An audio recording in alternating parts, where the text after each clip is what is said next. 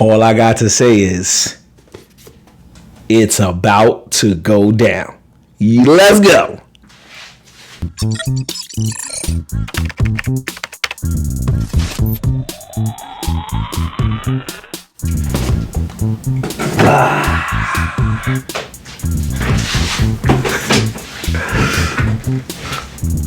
I'm about to talk my ish now.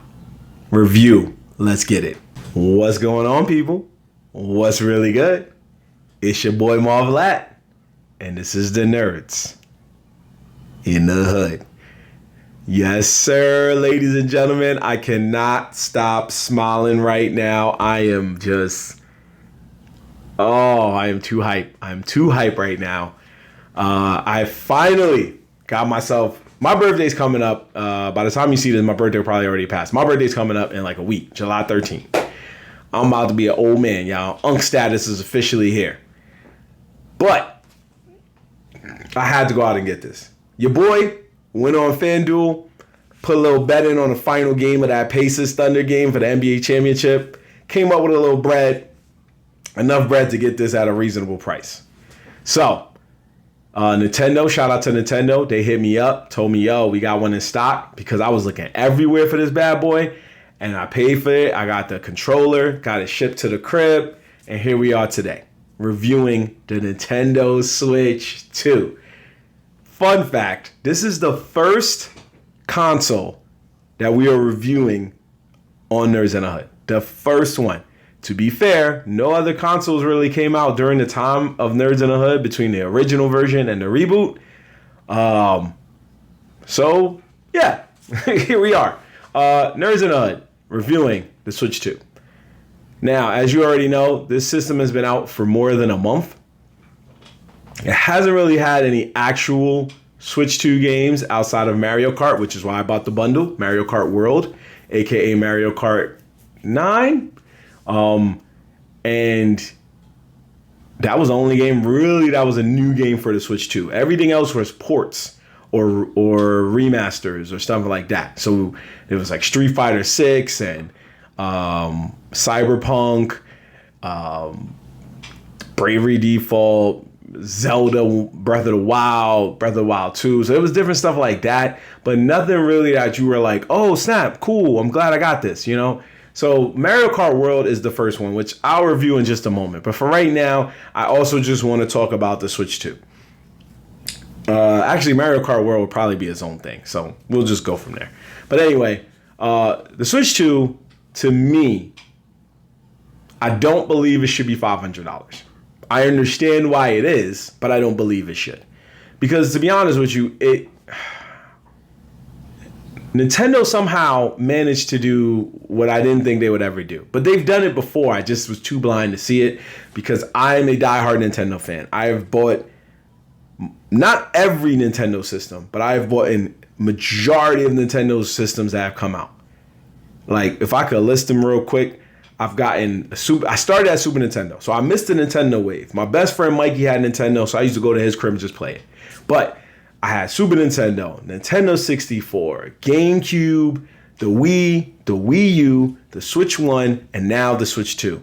And for handhelds, I had the Jesus Game Boy. That's what we call it out here in the streets. I had a Game Boy Advance, a Game Boy Color. I didn't really get those other ones like the Pocket and stuff because it was basically the same thing.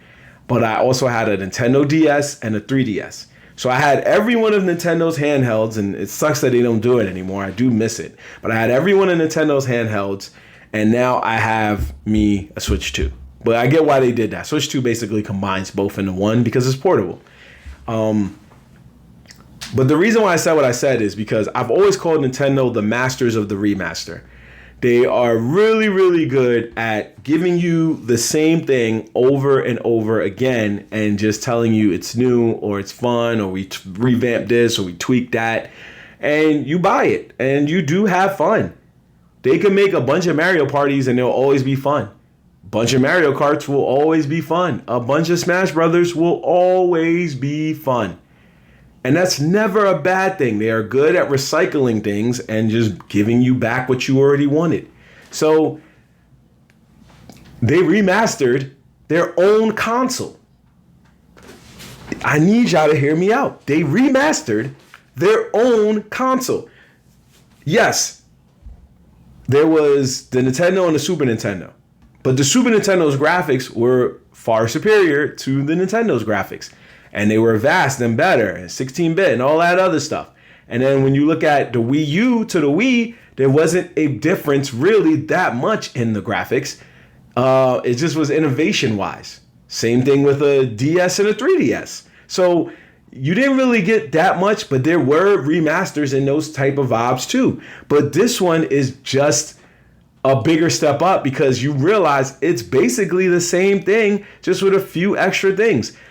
You can buy a camera for like $55, and that camera will allow you to have face group time events with people, or y'all can all sit in a chat room and play different games, which that is actually pretty cool. I will say Nintendo dropped the ball only in the sense that should have came out during COVID. I ain't gonna hold y'all.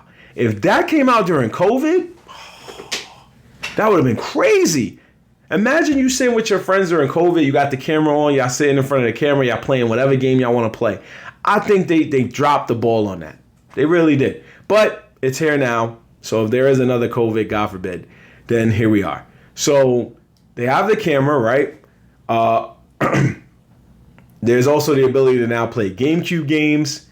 Right now they only have, I think it's 4? Yeah, it's 4 GameCube games right now. There's Super Mario Strikers, which was an underrated classic. There is Super Mario Strikers, F-Zero, Zelda Wind Waker, and Soul Calibur 2 that had Link in it, which that was also underrated because Link being in it was crazy. Nobody saw. Everybody's like, Link's in a fighting game? This is madness. Madness. And how the Xbox respond? Let's put Spawn in the game. That was also pretty cool. I'm not even gonna try to front. Anyway. When I tell y'all the fact that Nintendo pulled this off, it's not even as a hustle. They just pulled off something that was just definitely ahead of its time and nobody saw that coming. And I gotta give them props for that. That is fire. So shout out to Nintendo for remastering their own console and just giving us basically the same system, but now you can play games in 4K. It's not going to be that maximum 4K that you're seeing in like a PS5 or the Xbox One series. No. But it's still a reasonable 4K where you can see a difference in like playing maybe what got an update recently. For example, Mario 3D World or Super Mario Wii U Deluxe or Mario Odyssey. You can see a difference when you play that on your Switch 1 versus when you play that on your Switch 2. It's like the graphics are a lot brighter, shinier. You can see it. Even a game that didn't get an update, like a Pokemon Snap, like I had that game, I could see the difference in the quality. It's a lot more care put into that quality than was before. So for those reasons, I can't get mad at Nintendo. You see what I'm saying? Nintendo will try to cheat on you and then turn around and be like, oh, baby, that was just my neighbor from up the street. And you're like, maybe it was. So that's how Nintendo would treat you. And that's not a bad thing. It's not a knock at Nintendo. It's just to say that, like, they just know how to make you feel good. That's all it is. They just know how to make you feel good. Nintendo is not, they're about the quality, but they're also about the entertainment. So they want you to have a game that you could play with anybody, right? I could pull up anybody and play Mario Party with them. Probably can't do that with Monster Hunter, but I can do that with Mario Party. I could do that with Mario Kart. When I was in college, I met a lot of different people and got cooler with them because I played Mario Kart Double Dash, which to this day is still the most underrated Mario Kart and quite possibly maybe one of the top 5. So I played with people and people was like, yo, this game is fun. I love Mario Kart, and they got to play. I tried to pull back, but I kept cooking people. I wanted the W's. I was like, ain't nobody going to just come and play my game and think they just going to cook me. No, sir. No, sir. Quick hint, if you use Bowser Jr. or Waluigi, that's a big bomb and a big shell, bang, bang, or Diddy Kong, big banana. Different time, Marv, different time. Back to the present. So again, a lot of the features do include the fact that the controllers are a little easier, in my opinion, to take out and put back in because they're magnetic. Bigger screen when you're playing outdoors in portable mode, and they have a dock stand, so now you can play it a lot easier too. The battery does go a little faster, but it's part of the game. It is what it is. We had to sacrifice for that. But if you keep it docked in and you're playing it on your television, you're going to get some really good quality graphics. And that should account for a lot in terms of catching that W. So we want to catch that W. We want that W to shine bright like a diamond. But at the same time, it's really a lot of the same. It's just enhanced graphics. So that's why I said I don't think it's worth $500. I do think that it is a good system. And if it was, and technically I'm saying 500, but it's 500 because you're buying the bundle with Mario Kart. But I feel like, let's see, without the bundle, it's $450. So $450 is that's not horrible. But I really think this system should have been $400, and the bundle in Mario Kart should have been $450. And then for $500, you could have did a bundle with like the controller or the camera or something like that. Another hustle is, again, the accessories. The controller is now $85.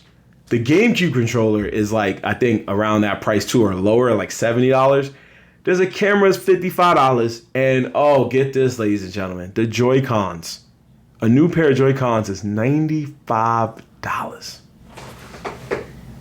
Lord. Come on, that's a highway robbery. That type of money, I'm going to tell all my friends, you better come with your own controllers and don't come to my house at all. You're going to watch me play by myself. I'm not paying $100 for that. You feel me? So that's why I think money-wise, I just think, I'm not going to say it's not worth it. I just think that if you really don't need a Switch 2 right now, or you don't have a way to get it for a discounted price, it is okay to wait. Especially with their launch lineup being the weakest it's ever been since, I would say, maybe the GameCube? Probably. Well, no, the Switch 1's launch lineup was pretty weak too. Their best game was Zelda. But in a month, they had Smash Brothers and stuff like that. So it's kind of the same thing now. Their best game is Mario Kart World by default because it's the main launch title. But then, now you got Donkey Kong Bonanza coming out in like a week by the time you see this video. So, but the GameCube lineup, if y'all remember, their starting game was Luigi's Mansion, which pissed a lot of people off. But then Melee came out, Sunshine came out, Animal Crossing, Pikmin 1. We had so many different games to choose from that we were like, I'll get over it. So I think the same thing is going to happen here where, yes, we'll be pissed off about the ports. We'll be pissed off about just Mario Kart World and Donkey Kong Bonanza. But I think if we get a new Donkey Kong and we get Metroid Prime 4 and we get new Pokemon games and, you know, the usual games, we got a new Kirby coming through.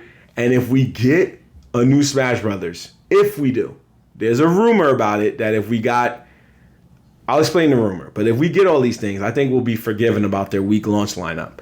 But the rumor is that Sakurai himself, right, has said, apparently, allegedly, rumor, he said that if they allow him to make a sequel to Kirby Air Riders, which is what he wanted, he will make a new Smash Brothers game.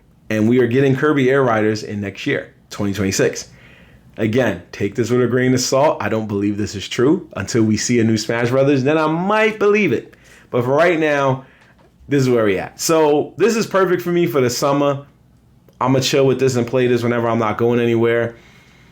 But this was my birthday present. That's why I bought it. I had to treat myself. You got to treat yourself. So I felt good about this. I do like it. I have been playing it for the past few days. I got a few games from GameStop on a buy two, get one free for pre-owned sale. I'm going to make a shocking admission. I've seen Breath of the Wild, but I never played it. Never played it, so I didn't beat it. So when it comes to Zelda games, I didn't really beat any Zelda game at all. So yeah, this might be my first. So I felt no time like the present to play a Zelda game and beat it. I didn't even beat Hyrule Warriors, and that game was pretty fuego, and it deviated away. But be that as it may, we're here now. I will review games when they come out, and I do get them like Donkey Kong Bonanza, and I'm gonna have a video separately for Mario Kart World. But the vibe check on this system is that, to me, I'm gonna say this system is alright. Because the things that pull it back is that it's still the same system. You know how I know it's still the same system? One of the cool things that it does is that it has a feature that allows you to switch. I mean, they were doing it on the Switch 1, but it's a feature that allows you to switch over your game data and storage seamlessly from one Switch 2 to Switch 2, which is what I did, which was basically like Samsung's Smart Switch program. So I was easily able to like get all my data over, but now I gotta buy a new micro SD card. You see what I'm saying? Like, it don't make no sense. So it's like, I gotta buy a new micro SD card when they could have just let me use my old one. So now I gotta buy all this stuff again. So that stuff devalues what could have been a valid system. Had the price been lower, had a lot of the accessories just been reusable like it was with the Wii U, I probably would have been more just like, nah, this is valid. I'm cool with this. I'm not mad at it. But because it was what it was, it's just another money grab that Nintendo capitalized greatly on, because it's one of the highest selling consoles. I think it's not the highest selling console ever, but it's one of the highest selling consoles of this year. It's one of the highest selling consoles. I think it's in the top 10 now, and not the top 5. So it's doing something right. We all bought it for a reason, because it's Nintendo, and it shows you how powerful and impactful Nintendo is to the video game culture.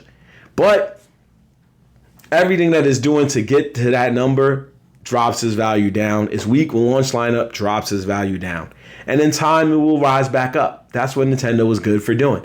Starting off slow and then firing out. So, I'm going to say, if you got the money, get it. If not, wait till a good discount comes out. Labor Day sale or down the line, Black Friday. I'm sure a fire bundle will come out by Black Friday, Christmas time, if you can hold out that long. If you can't, I'd say at least Donkey Kong Bonanza or Labor Day, get it. In the meantime, between times, your boy Marv last signing out. I'm going to play Mario Kart World a little more so I can give y'all a proper review for that too sometime. You'll see that sometime within a week. But yeah, Nintendo Switch 2 is mine, baby. Happy birthday to me. Follow on all social media at Nerdz in the Hood. Check out the content I'm brewing. Got the rap anime intros back. We having fun out here, baby. We outside for the summer. Nerdz in the Hood. I'm going to catch y'all later because I got some Switch 2 to play, baby. Yeah, there's nothing in the box. Don't worry about it. Peace. Switch 2. Nintendo.